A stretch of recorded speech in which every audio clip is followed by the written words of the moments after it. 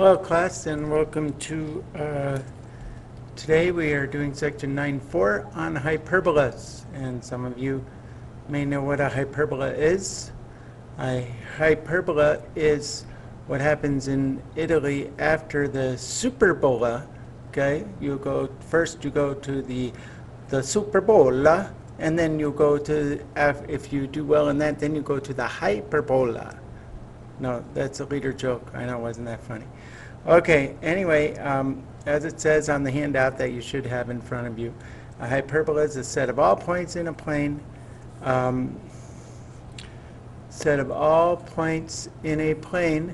the difference of whose distances from two distinct points called the foci is a constant. So in contrast to an ellipse, the hyperbola, you subtract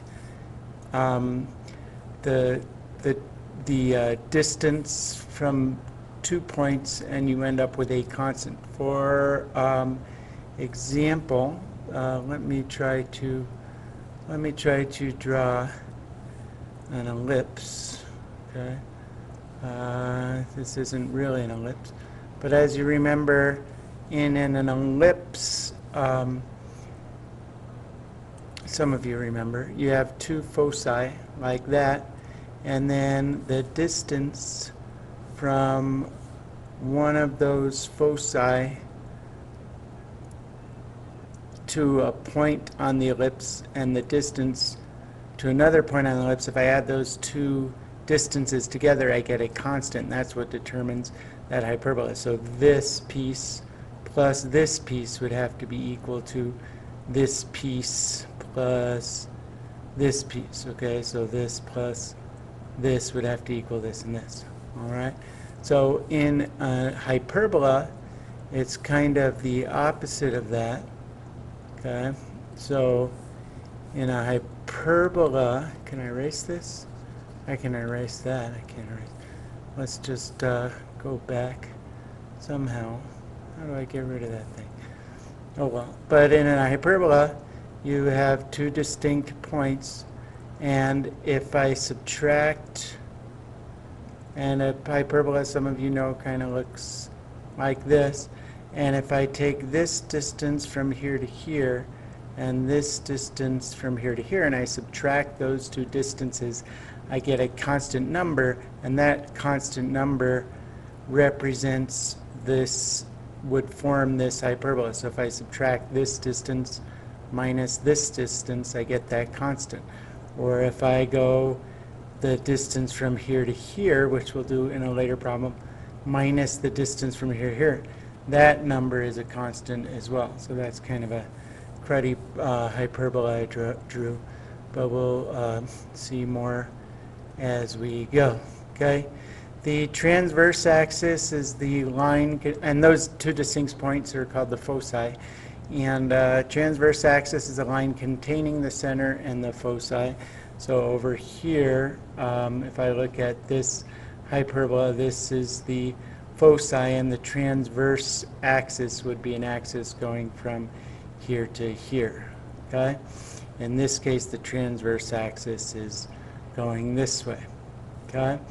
The conjugate axis is a line perpendicular to the transverse axis passing through the center. So in this one is called the transverse axis, and this one would be the conjugate axis. And in this one, this is the transverse axis, and this is the conjugate axis. Okay? These are two forms of the equation of a hyperbola. Notice that this is a little bit different than an ellipse, in that A is always comes first. Okay, so this letter A always comes first, and so if it's an x minus h squared hyperbola, it's sideways like that. I call that a sideways hyperbola. And if y minus k comes first, then it's a vertical hyperbola that looks like that. And we'll talk about how you determine which is which. And in this case, unlike in an ellipse, A and B, A can be bigger than B, or B can be bigger than A. It doesn't really matter. A, it determines which way the transverse axis is going, okay? So if X goes first, then A is down here, and the hyperbola is going this way, okay? If Y comes first, then A is underneath the Y, and it's going this way, all right? I don't know what just happened here. All right. So anyway, going back, am I going to be able to use my pen? Running into, I think I can. Anyway, I could draw a picture for you to make sure we're, yay! We're happy to be here and doing math. Hey, you in the back, put your cell phone away. Yeah, I'm talking to you. Okay, thank you. Anyway, the center is HK as it was with an ellipse.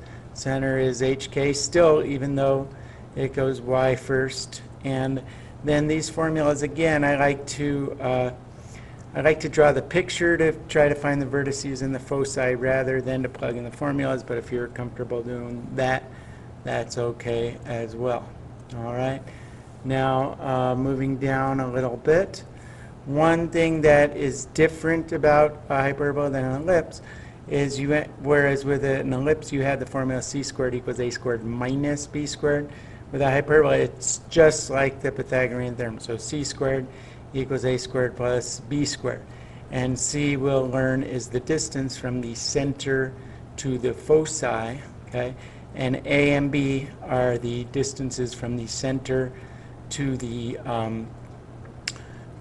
vertex, and B is from the center to, you could see that right here where A is in this hyperbola, and A in this case would be the distance from here to here, and B is another distance and kind of determines, we will use that to make this box which tells us how to graph the hyperbola. And then we'll talk about these asymptotes, and this is point slope form of an equation of asymptote for a hyperbola, and it goes y minus k plus or minus b over a, x minus h for a sideways hyperbola, and the only thing that changes for a vertical hyperbola is that this changes to a over b instead of b over a. And we'll look at some of these, how that applies to certain problems. So let's look at this one. Graph the hyperbola x squared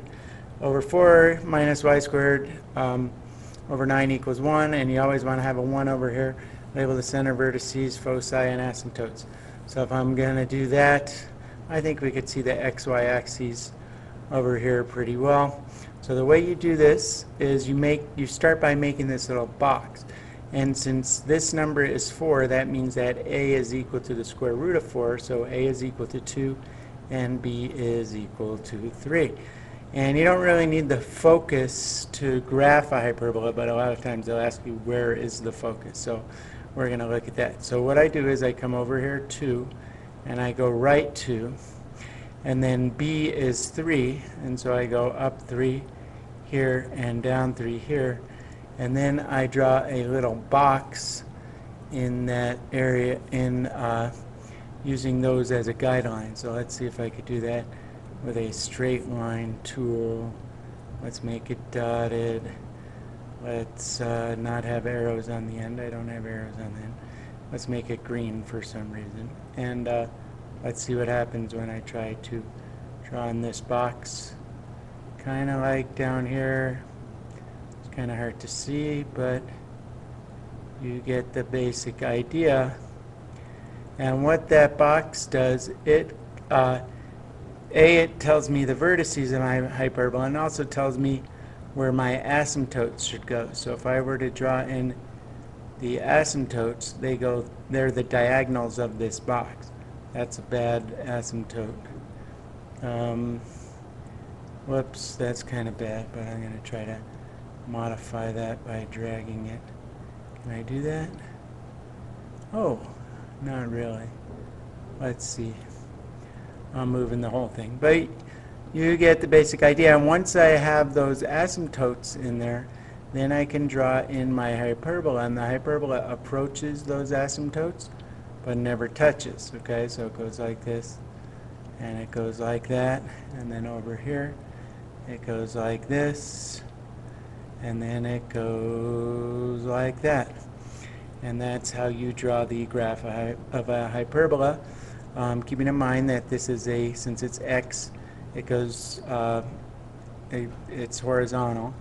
And also notice that this number a is actually smaller than the number b, but that's okay. B tells me, like, if b is bigger than a, it's going to be a more stretched out hyperbola, where if b is smaller, then it's going to be a more squishy hyperbola, going like that. So the center in this one, since there's no hk, is at 0, 0. There's only two vertices in a hyperbola, and those you can tell from the graph are going to be at 2, 0, and at -2, 0.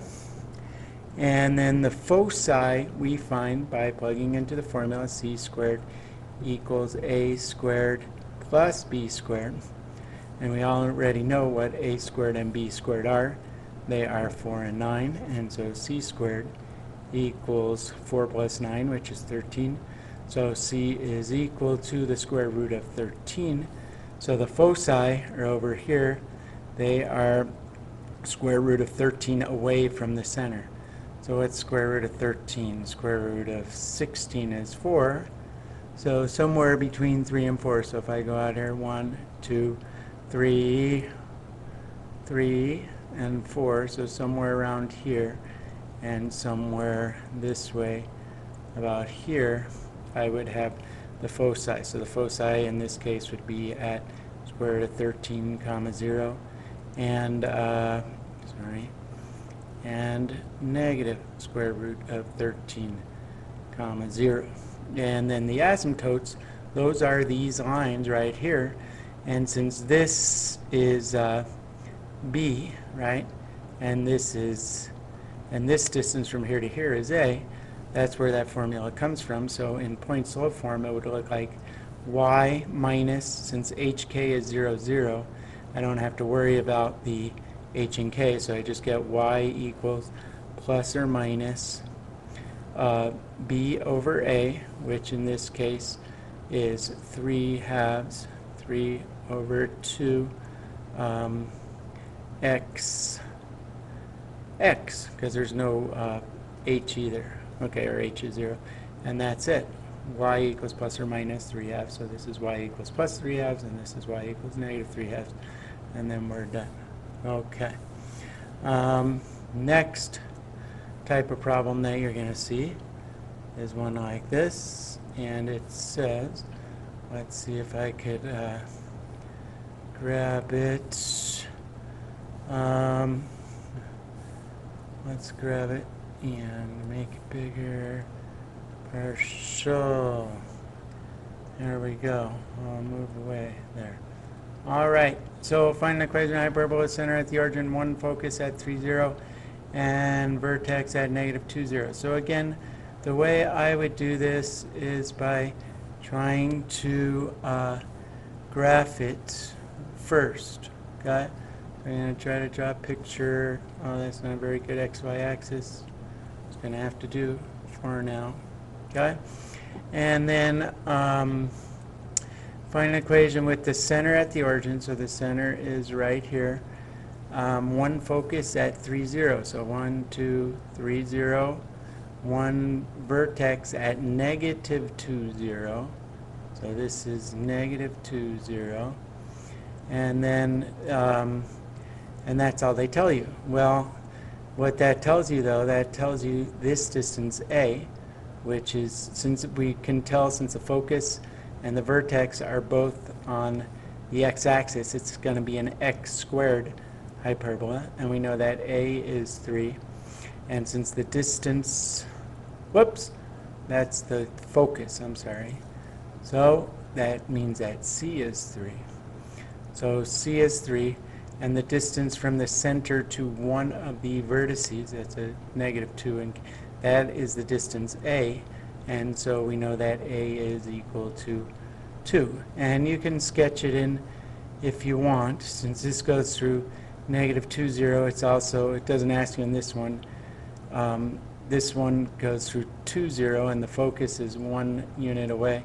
And we're not going to find B. We're going to find B, but we're not going to actually use it to sketch. So it goes like this and like this, and the other focus is going to be over here at -3, 0, because it has to be symmetric. And that's a really bad hyperbola that I just drew for you. And but really what we want to do is figure out the equation. So we know it's going to be an x squared over a squared, and we determined that a is 2, so that's 4 minus, okay, y squared, not over 3. We have to find b by doing the Pythagorean theorem. So we know that c squared, c is 3, so we know that c squared equals a squared plus b squared, and we know c squared would be 9 equals a squared, which is 4, plus b squared. So b squared equals 9 minus 4. That's a minus sign there. Sorry to be so sloppy here. B squared equals 5, right? And so that just goes underneath the y right there, and then you make it equal to 1. And that is the answer to this problem. Yay, yay, yay. Wake up back there. Hey, quit sleeping. Quit talking. Yes, you. I'm talking to you. Okay, let's continue. All right, so the next problem. What is the next problem? Here we go. And you could probably tell that this one involves does it involve completing the square? Maybe, maybe not. I don't think this one involves completing the square, though the next one. Oh, we're supposed to discuss it. What do you think of that? Oh, I think it looks great. No, that's not what discuss means find all that stuff, okay? So we're going to do that. We're going to take a picture of it. We're going to put it in a new page. And so with this one, what we're going to do, we want to have a 1 over here. So the first thing I have to do is divide everything by 4. Okay? And when I do that, okay, I get the equation y squared, let's put it over here, y squared over 4 minus x squared just over 1, right? Because those 4's cancel out. And you want to have something in the bottom. Why did that do that? I don't want to draw one like that. Okay, and equals now 1, all right? And I know that this is a y squared hyperbola, okay, meaning it goes up and down. What the heck? Means it goes up and down, and it is centered again at the origin because there's no HK, okay? And so A is 2, since A, this is A again, so A equals 2, and B is the square root of 1, so B equals 1. And so I'm going to go up here 2, and down here 2, and then I'm going to go out 1 and over 1, and I'm not going to make little random marks like that if I can help it, okay? And then, whoops, and then I'm going to sketch in my box again, okay? Over 1, kind of like this, kind of like that, like that. And now I'm going to try to be a little bit better with this line to sketch in my asymptotes. All right, so I'm going to make an asymptote going from here through here. You should probably make them longer than that. And then from here through here like that, okay? And in this case, this is a vertical. This one should keep going like that, up that way. And this is where the vertex is, since this is y squared. And then you're going to sketch in your hyperbola approaching these like that, okay? And this is kind of a skinnier, whoops, that's not very curvy, a skinnier hyperbola that kind of looks like that. Shouldn't be touching the asymptote, but I was going fast. Okay, so the center we determine is at 0, 0. And from our graph, you can tell that the vertices are at 0, comma 2, and 0, comma negative 2. 0, comma negative 2. The foci we haven't found yet, and the way you do that is here's A, here's B. So you have that c squared equals 4 plus 1, so c is equal to square root of 5 again.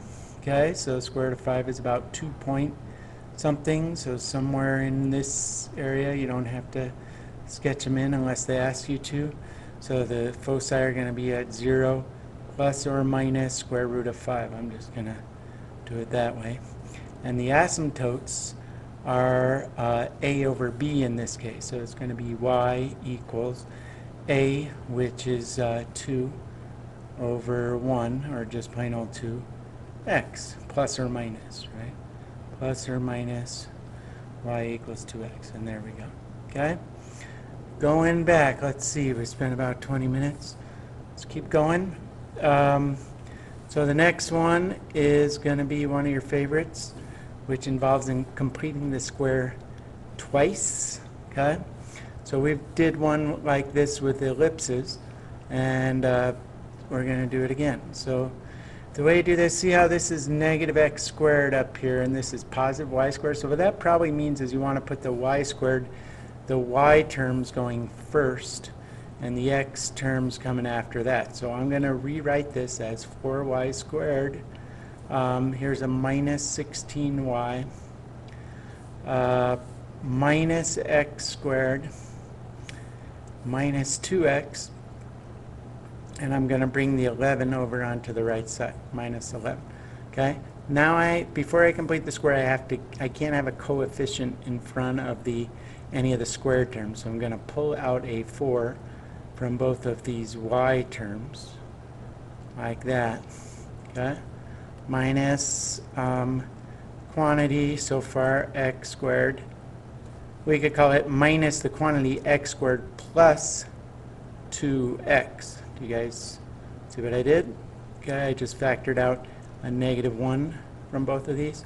And now I'm going to complete the square. So I get 4 times y minus 2 squared, because I take half of that, minus x plus 1 squared equals negative 1 plus, well, when I did this, I added negative 2 squared times 4. So I added 8 to the left side of this equation. And here I added 1 squared, but it's negative. So I actually added a negative 1 to this side of the equation. So I'm going to bring that over there. All right, plus negative 1. That's right. And so I get that 4y minus 2 quantity squared minus x plus 1 quantity squared equals 6. Where'd the 8 come from? It shouldn't be 6. This should have been a 10, right? Minus, what did I do? This should have been 11. I'm sorry, minus 11. And then I added 8. That's what I did wrong. I added 8 to there, so that becomes, and took away 1. So I have minus 12 plus 8, I'm sorry, which makes it a messy, but now correct, negative 11, negative 12 plus 8 makes negative 4 over here. Okay, so now what's kind of weird is, I divide by negative 4, divide by negative 4, divide by negative 4, and now what happens is everything flips around. So this becomes positive, this becomes negative, so I'm going to switch places, okay? And so now I have x plus 1, positive x plus 1 squared, because a negative divided by a negative makes that positive, over 4, okay? 4 divided by negative 4 makes minus y minus 2 squared over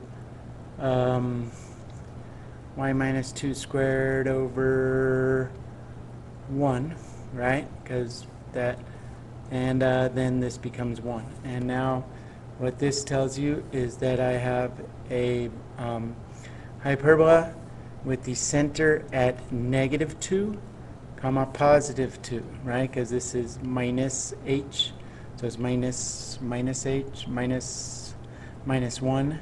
So I'm going to go to -1 and up 2, and that's where my center is. Okay, A in this case is 2, and B is 1. Okay, and again, this is a hyperbola going this way.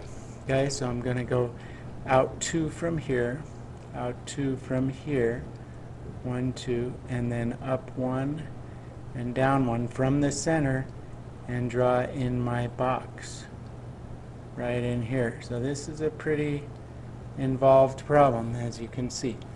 Then I'm going to sketch in my asymptotes, which are kind of going to come down this way and go this way, right? And 2, 1, 2, 1, and this way.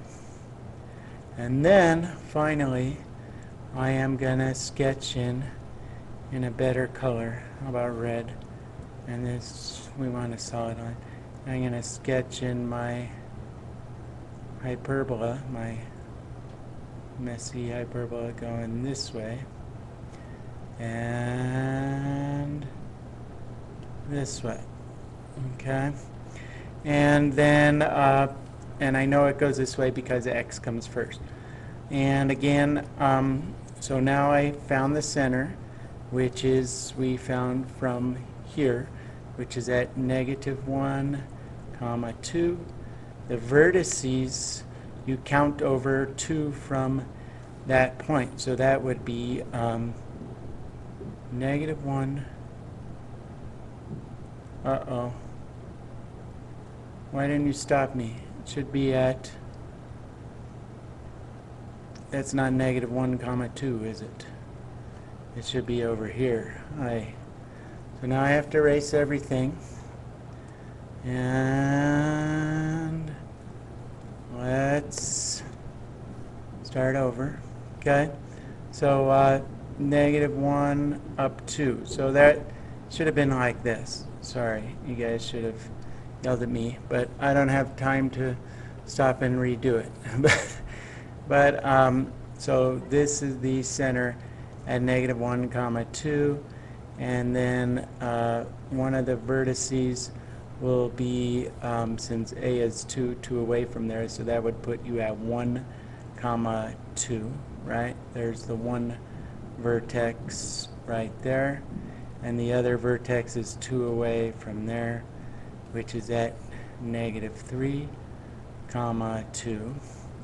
And then the foci, we know that A is 2, B is 1, so C again, the answer isn't always square root of 5, but in this case it is.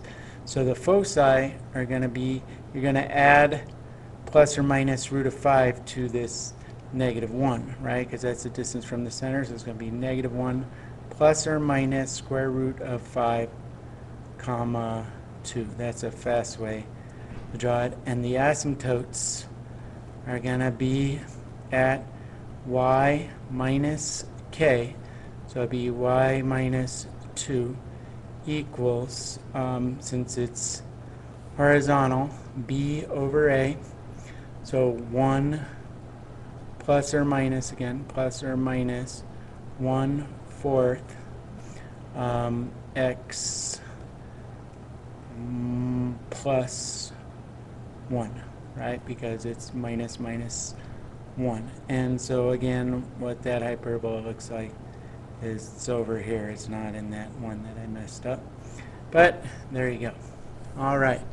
So next thing, I'm not going to talk about this one. I'll let you look in the book. This next one, the lightning problem, you can look in the book, or you could pay attention, or you can shut it off here and start your homework. But this is how you do it when you get stuck on your homework. I would go back and revisit this lecture, because one does come up on a test like this, and it's kind of a weird problem, so you gotta understand what's going on. So suppose that two people are standing a mile apart and they both see a flash of lightning. So what you have is two people on a line, and one guy is here and one guy is here. And so what those 2 points, let's get rid of all this stuff. Let's try again, okay? What those 2 points represent is the foci of a hyperbola, and the distance between them is 1 mile, which is 5,280 feet, okay? And it says, after a period of time, the person standing at point A, let's call B is the person due west, if the person B is due west of person A. So this is B, and this is person A, okay? And after a period of time, the person standing, here's thunder. 1 second later, the person standing at B hears thunder. If the person B is due west of the person A, and the lightning strike is known to occur due north of the person standing at point A. Okay, so here is where the lightning strike occurs. And then this person, let's do a dotted line. Okay.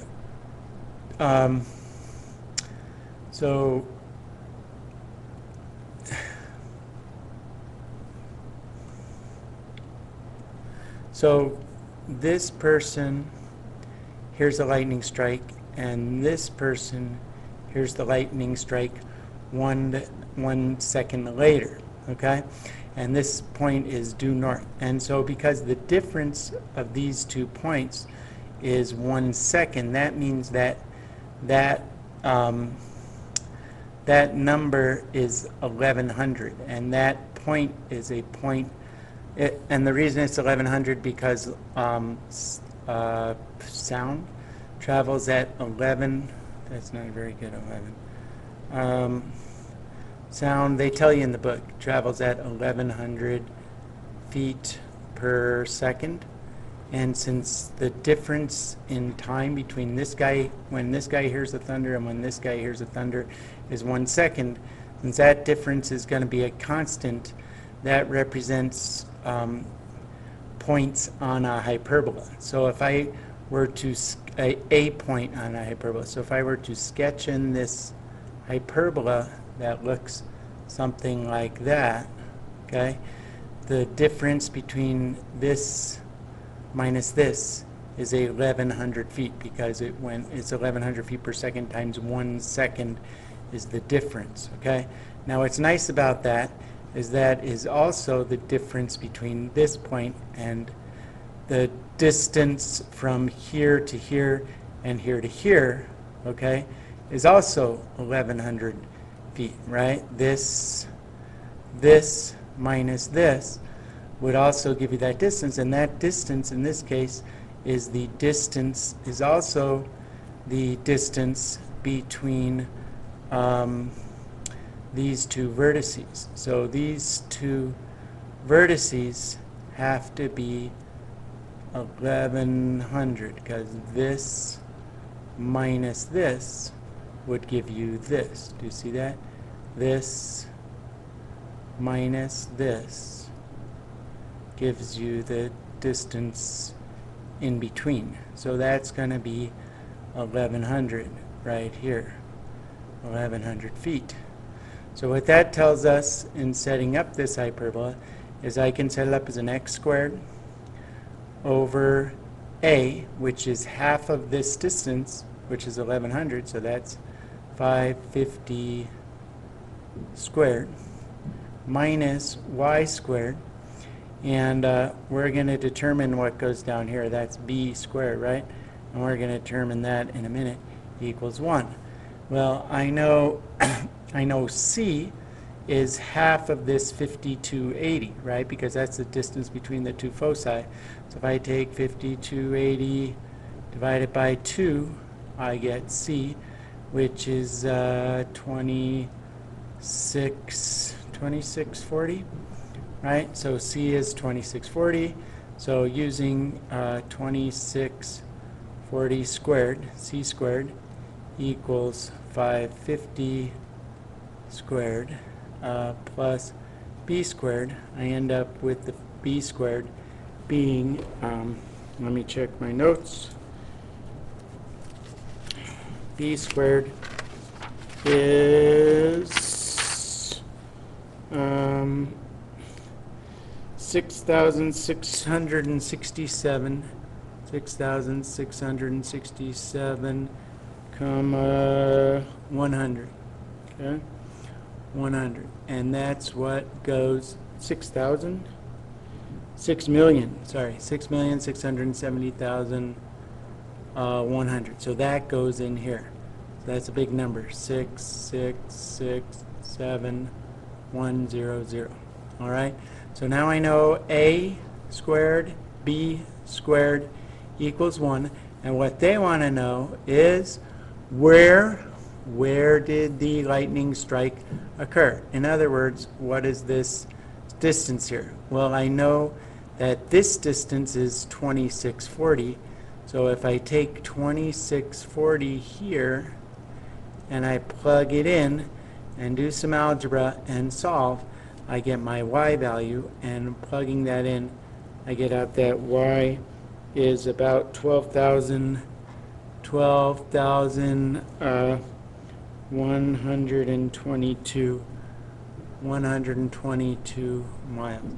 So feet, that couldn't be miles. That's feet, sorry. Feet, we're talking about feet. And that's feet. And so that's how far away the lightning strike occurred due north of person A. So 12,122 feet, that's about 5,280 feet from, so it's a little over 2 miles. And that's kind of a contrived problem, but it's a way that they can use hyperbolas to determine where, at least in this case, that lightning strike occurred. Okay? So your homework is to attempt to do all these problems. Not all of them are as complicated as this one and this one. And I'll see you Monday, and make sure you know that all of your homework from 9-2 through 9-4 is due on Monday, and I'll probably collect that. But Monday will be a review day. Okay, Mr. Leader, signing out. Bye.